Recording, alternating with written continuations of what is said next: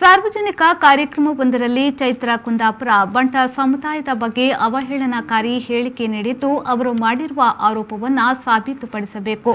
ಇಲ್ಲವಾದಲ್ಲಿ ಇಡೀ ಜಿಲ್ಲೆಯ ಜನತೆಯಲ್ಲಿ ಕ್ಷಮೆ ಯಾಚಿಸಬೇಕು ಎಂದು ಮಾಜಿ ಶಾಸಕಿ ಶಕುಂತಲಾ ಶೆಟ್ಟಿ ಆಗ್ರಹಿಸಿದ್ದಾರೆ.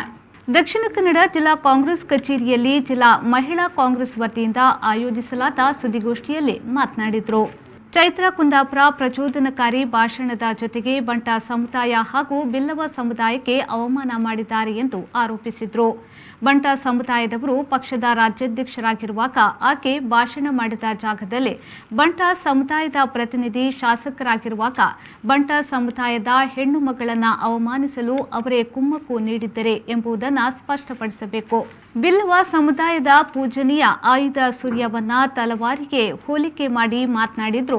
ಅದೇ ಸಮುದಾಯದವರಾದ ಬಿಜೆಪಿಯ ಜಿಲ್ಲಾಧ್ಯಕ್ಷರು ಸಮುದಾಯದ ಇಬ್ಬರು ಸಚಿವರು ಮೌನವಾಗಿರುವುದು ಏನನ್ನ ಸೂಚಿಸುತ್ತದೆ? ನೀವು ಮಾತನಾಡುವಾಗ ಅಲ್ಲಿ ಬಿಲ್ಲವ ಯುವಕರು ಬಂಟ ಯುವಕರು ಇರಲಿಲ್ಲವೇ? ನಾಲಿಗೆ ಹರಿಬಿಡುವ ವೇಳೆ ಜಾಗೃತಿ ಇರಲಿ ಎಂದು ಚೈತ್ರ ಕುಂದಾಪುರ ಹೇಳಿಕೆಯ ವಿರುದ್ಧ ತೀವ್ರ ಅಸಮಾಧಾನ ವ್ಯಕ್ತಪಡಿಸಿದ್ರು. ಯಾಕೆ ಬಂಟರಲ್ಲಿ ನನ್ ಕಾಣೋದು ಬಂಟ ಯುವಕರು ಅಂತ ಹೇಳಿದ್ರೆ, ಬಿಲ್ಲವ ಯುವಕರು ಅಂತ ಹೇಳಿದ್ರೆ, ಬಂಟ ಅಂತ ಬಂದಿರುವುದೇ ಅವನ ನಾಯಕತ್ವದಿಂದ. ಅಂತ ಹುಡುಗರು ಒಬ್ರು ಆ ಸಭೆಯಲ್ಲಿ ಇರ್ಲಿಲ್ವಾ? ಅಥವಾ ಕ್ಲಾಪ್ ಹಾಕಿ ಇದು ಮಾಡಿದ್ರ? ನಾಳೆ ಇವ್ರೇನ್ ಮಾಡ್ತಾರೆ?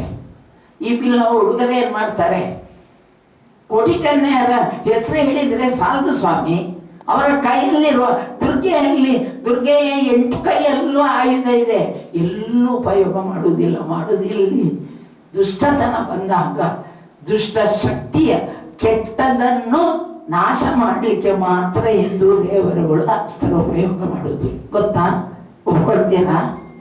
ಅನೈತಿಕ ಪೊಲೀಸ್ಗಿರಿಯನ್ನ ಪ್ರಶ್ನಿಸುವ ಮಹಿಳಾ ನಾಯಕಿಯರನ್ನ ಗುರಿಯಾಗಿಸಿ ಸಾಮಾಜಿಕ ಜಾಲತಾಣಗಳ ಮೂಲಕ ಅವಮಾನಿಸುವುದು, ನಿಂದಿಸುವುದು, ಮಾನಸಿಕ ಹಿಂಸೆ ನೀಡುವುದು ಹಿಂದೂ ಧರ್ಮದ ಸಂಸ್ಕೃತಿಯಲ್ಲ ಎಂದು ದಕ್ಷಿಣ ಕನ್ನಡ ಜಿಲ್ಲಾ ಮಹಿಳಾ ಕಾಂಗ್ರೆಸ್ ಅಧ್ಯಕ್ಷೆ ಶಾಲೆಟ್ ಪಿಂಟು ಹೇಳಿದರು. ನಾವೊಂದು ಸೆಕ್ಯುಲರ್ ದಕ್ಷಿಣ ಕನ್ನಡ ಜಿಲ್ಲೆ ಒಂದು ನಿಲುವನ್ನು ತಳೆದುಕೊಳ್ಬೇಕಿತ್ತು. ಆದರೆ ಇಂದು ಏನಾಗಿದೆ ಅಂದರೆ, ಈ ಹೊಲಸು ರಾಜಕೀಯ ಯಾವ ಮಟ್ಟಿಗೆ ಇಳಿದಿದೆ ಅಂದರೆ, ಇವತ್ತು ಜಾತಿಯ ಮಧ್ಯೆ, ಧರ್ಮದ ಮಧ್ಯೆ ವಿಷ ಬೀಜ ಒಂದು ಬಿತ್ತುವ ಮೂಲಕ ಇದು ಏನು ಈ ಸೆಕ್ಯುಲರ್ ಎಂಬ ಭಾವನೆ ಉಂಟು. ಇವತ್ತು ಏನು ನಮ್ಮ ಸಂವಿಧಾನದಲ್ಲಿ ಹೇಳಿದೆಯೋ ಆ ಒಂದು ವಿರುದ್ಧವಾಗಿ ನಡೆಯುವಂತಹ ಘಟನಾವಳಿಗಳು ಇವತ್ತು ನಾನು ಭಾವಿಸುವುದು, ಈ ಕೋವಿಡ್ನಿಂದ ಬಹಳಷ್ಟು ಮಂದಿ ಇವತ್ತು ಉದ್ಯೋಗ ಇಲ್ಲದಾಗಿದ್ದಾರೆ, ಅವಿದ್ಯಾವಂತರಾಗಿದ್ದಾರೆ.